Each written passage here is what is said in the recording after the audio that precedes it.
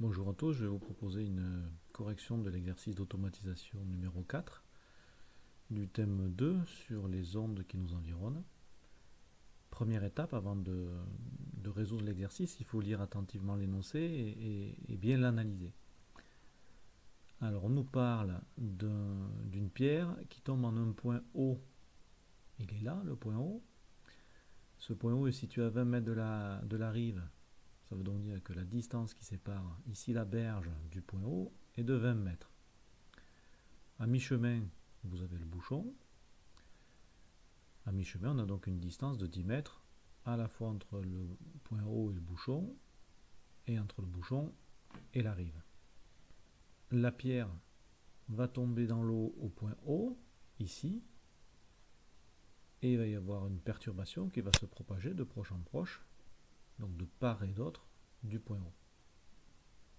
L'analyse de la question numéro 1, on vous parle d'un observateur avec une photo de ce qui se passe à l'instant T1. La perturbation qui s'est propagée depuis le point O a atteint le bouchon à l'instant T1.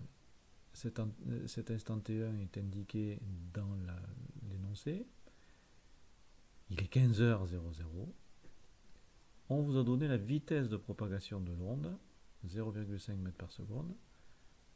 À quelle heure est-ce que la pierre a touché l'eau au point O? Alors concrètement, puisque la perturbation se propage à une vitesse connue, et d'autre part, on connaît la distance qui sépare donc le point O et le bouchon, on va pouvoir déterminer la durée nécessaire pour parcourir cette distance de 10 mètres, donc distance D, en utilisant la relation de définition de la vitesse, qui est donnée par le rapport distance parcourue sur durée nécessaire pour parcourir cette distance. Il faut rappeler que dans cette relation, il y a les unités du système international qui imposent la distance en mètres, la durée en secondes pour obtenir une vitesse en mètres par seconde. Dans cette expression, la vitesse est connue, on l'a dit, 0,5 m par seconde. La distance est connue aussi, c'est 10 mètres. Nous cherchons la durée delta t.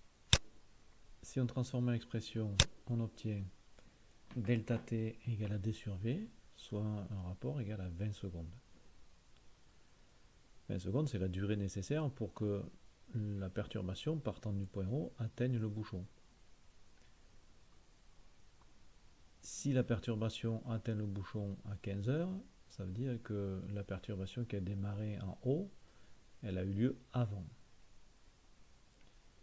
On en déduit donc que la pierre a touché l'eau au point O à l'instant T0, qui était donc l'instant T1, moins la durée nécessaire pour parcourir la distance D. Il était donc 14h59 minutes et 40 secondes. Dans la question 2, on veut connaître le retard pour que la perturbation atteigne la rive.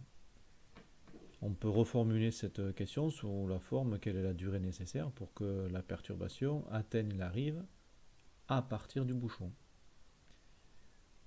La distance entre le bouchon et la rive, c'est la distance D, on l'a déjà vu tout à l'heure.